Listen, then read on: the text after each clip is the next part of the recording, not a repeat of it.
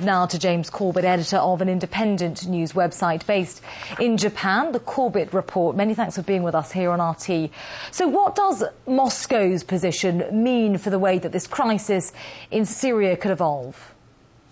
Well, it's extremely important right now to watch how Russia's position in this unfolds, because obviously we are entering into unthinkable times where the idea of military intervention in Syria is on the table, which is something that truly in almost any other geopolitical situation would be unthinkable. But given the economic collapse that's proceeding apace, we see people even on the far liberal left of the American establishment, like Paul Krugman, arguing that for the Keynesian-style boost to the economy that a major military intervention would give. So unfortunately, with economic destabilization, we often see this type of preparation for massive military intervention. And unfortunately, that seems to be the phase that we're in. And only a major force like Russia seems at this stage capable of really preventing a repeat of what we saw in Libya. But there's been no public indication yet from any side that a military intervention is on the cards. We're only now at this stage of economic sanctions.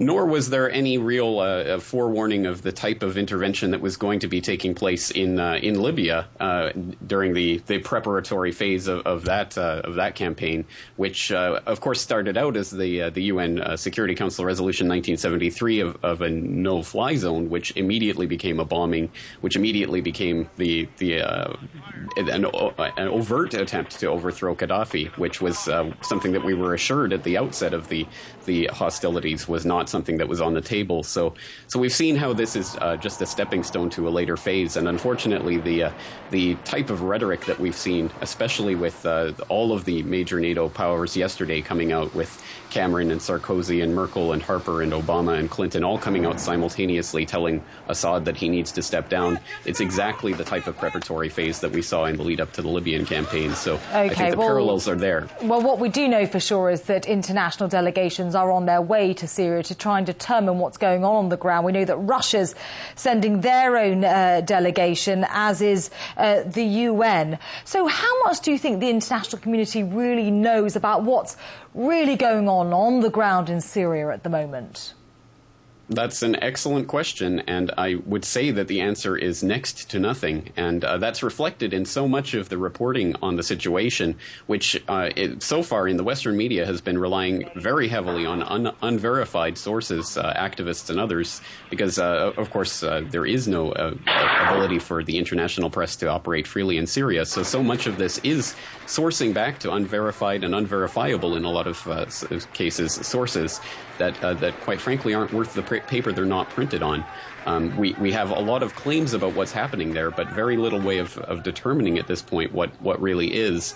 And it would be a travesty, I think, for the world community to be acting on unverified claims from activist sources that perhaps have a vested interest in claiming things that are not really happening.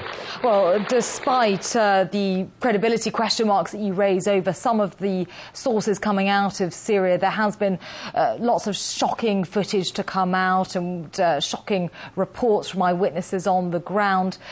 Do you think that's why the Western powers in particular have chosen at this moment to ratchet up the pressure on President Assad to go?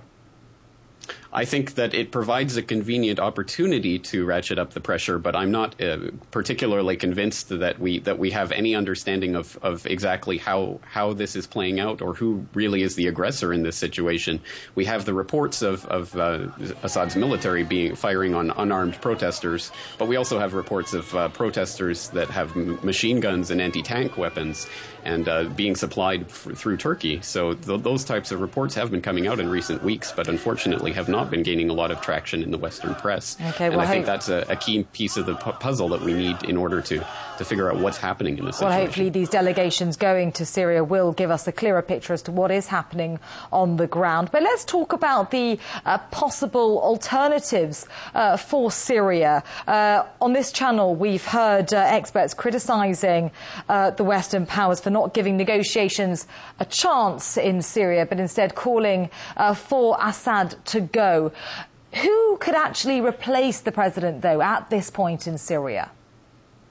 Well, that's an excellent question, and I think it's not for us to determine, really. I would say that would be in the hands of the Syrian people in whatever process can be put into play to enable them to have a voice in this process. But I really don't see anywhere in the Western media any sort of reflection of what even the official Assad position is, other than to see the daily demonization of his regime, and that's not offered as a defense of his regime by any means, but simply to say that it's difficult to even see that viewpoint being reflected. So it's at this point pretty much impossible to speculate on how things might play out if Assad does step down, because we're just not getting that other side of the story, and unfortunately that plays into the hands of the people who are calling for a deeper involvement, as many have been calling for months in the Western establishment, including the U.S. for military intervention.